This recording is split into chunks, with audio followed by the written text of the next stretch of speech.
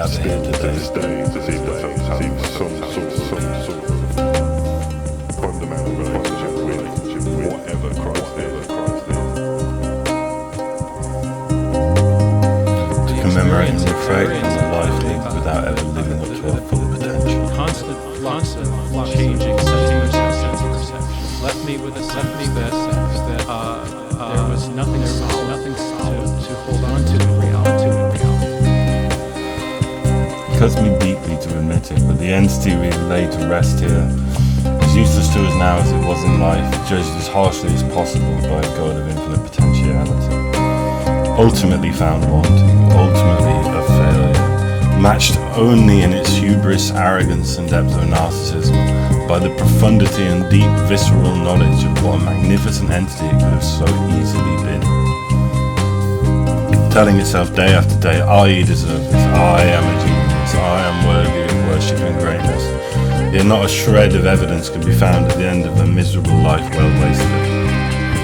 A life spent saying day after day I could be so much more, without ever questioning why it wasn't, without the finger of blame firmly pointed at itself.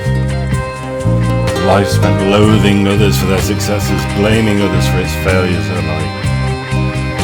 As we lay to rest the limp and frail form of this entity that never once knew the grace and depth of humility it could have known, nor the magnitude of its physique or mind evolved by the constant pressure of moving glass ceiling of hard fucking work. A creature so repugnant yet weak, frail yet domineering, insidious yet insidious. So we lay to the earth this entity so reviled and unrevered that you, dear listener, are the only one here to say goodbye. Rest in peace and may you be swiftly forgotten. Here lies your true potential. May God have mercy on its soul. And that's where the story would normally end. Somewhere around middle-age, tired, working a job you hate, suffering bitter loneliness and viscerally bitter at the world for having the outright gall to allow you to continue living.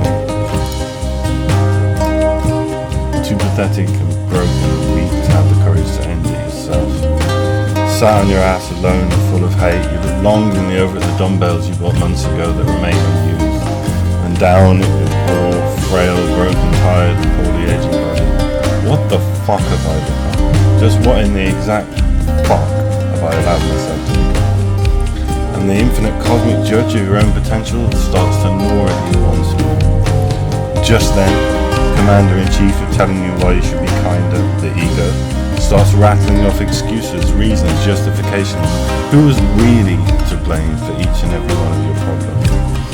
You feel calmer for a moment. At least this mind-bending array of lies feels familiar.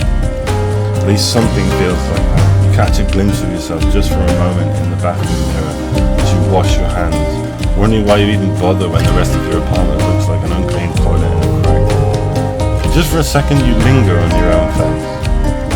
You see it. You truly see yourself for the first time in a long time. But the first feeling comes to your mind in a fleeting moment is pity. But just as you turn to leave, you see something else as you can catch your own gaze in the mirror.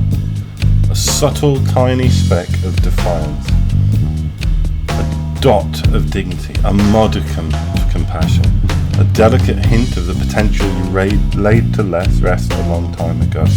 Damn it, the vaguest semblance of a smile touches the corner of your lips. You pause. What is that, you wonder, lingering further as your pupils line up perfectly to your own gaze.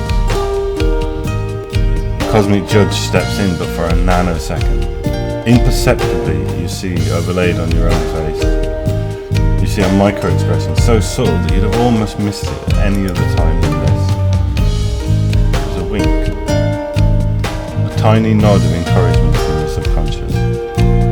Just in that fleeting second, a phrase comes into your mind like a slap in the face. It says, you've got this, if you've got the ball. And in that moment, you knew.